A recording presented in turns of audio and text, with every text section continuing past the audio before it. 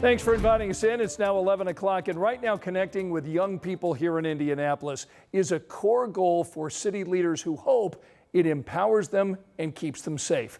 Now look, you and I have seen what can happen when teenagers find trouble. Last weekend, 2 of them died in a mass shooting here in downtown Indianapolis. So tonight, police teamed up with local organizations to provide mentorship and meaningful discussions with kids at an Indianapolis park. Our Marina Silva was there tonight. She's back in the newsroom. So Marina, what was that message? Well, Scott, after a deadly weekend in Indianapolis, leaders are working to put on more peace events throughout the city. Now, in the latest one today, it's happened every day this week. Different violence prevention groups are putting on to foster the healthy relationships with youth and the police. It's all an effort to improve our community and do some good. RISE partnered with IMPD to have conversations with kids about being leaders in the community. RISE is a nonprofit that uses sports to educate kids. They came together at Frederick Douglass Park. IMPD Deputy Chief Catherine Cummings says it comes down to mentorship. They can learn through mentorships. They can learn that there are things that they can do in the community. They can have jobs. There are things that they may not be aware of that are interesting to them. She says she hopes events like these encourage kids to find a mentor and gain the self-confidence to carry them throughout their life. Back to you, Scott. All right, Marina, thanks. And as Marina mentioned, we are seeing lots of efforts right now to engage with kids here in Indianapolis this summer. Right now, Young Men, Inc. is hosting its 31st Summer Empowerment Camp for Boys. They promote peace through education, activity, and faith. These young men say that they're aware of what can happen on our city streets, and they want to be part of the change. We see all this stuff on social media and video games, and we think it's normal, and it's too normalized nowadays. Like, they don't stop when they see guns, they just use it, and they want to hurt people. That camp got a boost today from the Indy Fraternal Order of Police in the form of a $5,000 donation. That's going to help more than 50 young men this summer. Angela? Scott, a warm Thursday night for us. Temperatures still in the 70s, upper 70s for some. We're still at 78 degrees in Indianapolis and Seymour, 74 Bloomington, 75 degrees in Columbus right now. Not much on radar close to home. We've been monitoring a few thunderstorms across portions of Illinois. These continue to weaken as they move our way. They have produced some flooding, and the threat of severe weather continues back to our west. No severe threat for us tomorrow, a storm or two, but those storm chances do start to increase with that threat of severe weather as we start the weekend on Saturday. I'll have that look ahead in a few minutes. All right, we'll see you in a little bit, Angela. Thanks. New at 11, a soldier accused of killing a soldier from Indiana is now set to face a court-martial for that crime. This is a story we first brought you back in October. The Army Office of Special Trial Counsel made the court-martial referral for specialist Wooster Rancy this week. This is according to our NBC affiliate in Springfield, Missouri. Tonight, investigators say Rancy shot Sergeant Sarah Roque, then disposed of her body in a dumpster at Fort Leonard Wood. Now, a military judge will be assigned to this case. Rancy is charged tonight with murder and obstruction in connection to the death of Sergeant Roque. Roque is from Ligonier, Indiana, which is northwest of Fort Wayne. Tonight, we want to take a closer look at the governor's push to eliminate diversity, equity, and inclusion initiatives from state government.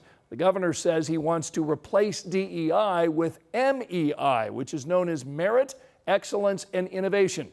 Tonight, we got to look at some of the numbers. The governor's office tells us they eliminated 70 cases of DEI training for state employees. They modified or ended some grants that focused on education and healthcare, and they opened up 34 state agency grants to all Hoosiers that were previously conditioned on DEI.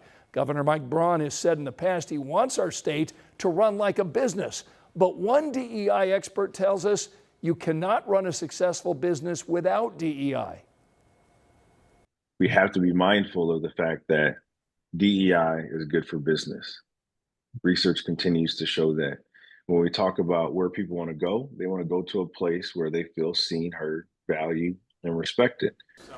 In a statement from a press release, the governor called DEI divisive and a politically charged ideology, also saying the goal of MEI is for every single Hoosier to have a chance to get ahead with hard work.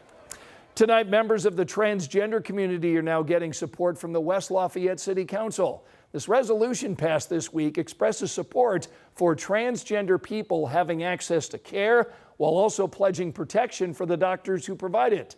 All of this comes after a legislative session that saw state lawmakers pass a ban on trans girls and women playing sports on girls and women's teams. Governor Mike Braun signed an order prohibiting people from changing the gender marker on their birth certificate or driver's license. A couple of years ago, Indiana lawmakers passed a ban on minors getting treatment through puberty blockers and hormone therapies, even with parental consent. Advocates with the LGBTQ plus community say this measure in West Lafayette sends a powerful message. It was a sign of hope. It was a sign of hope that there are good people and there are people who are elected officials who will actually do what's right for the community as a whole. The Bloomington City Council passed a similar resolution last year. Here's a look at the other stories making headlines right now. Tonight, a person is dead after a shooting outside of a Kroger in Terre Haute.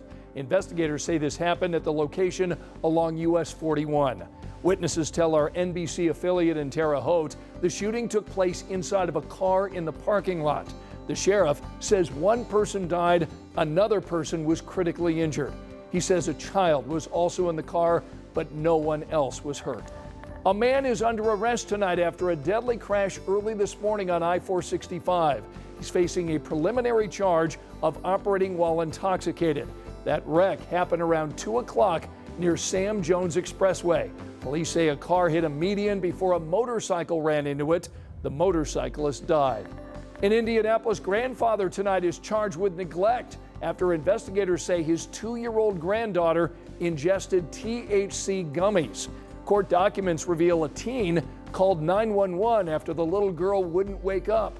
Police say the grandfather first told them he thought the gummies only had CBD, but later said he knew they contained THC. U.S. Supreme Court Justice Ketanji Brown Jackson made a stop here in Indianapolis, joining members of the legal community at an Indianapolis Bar Association luncheon. Jackson spoke during the event about getting to the Supreme Court and her work as a justice. According to the Indy Bar, it sold more than 1,000 tickets to that event. And there is now a Wawa open here in Indianapolis. The store is along 96th Street near Keystone.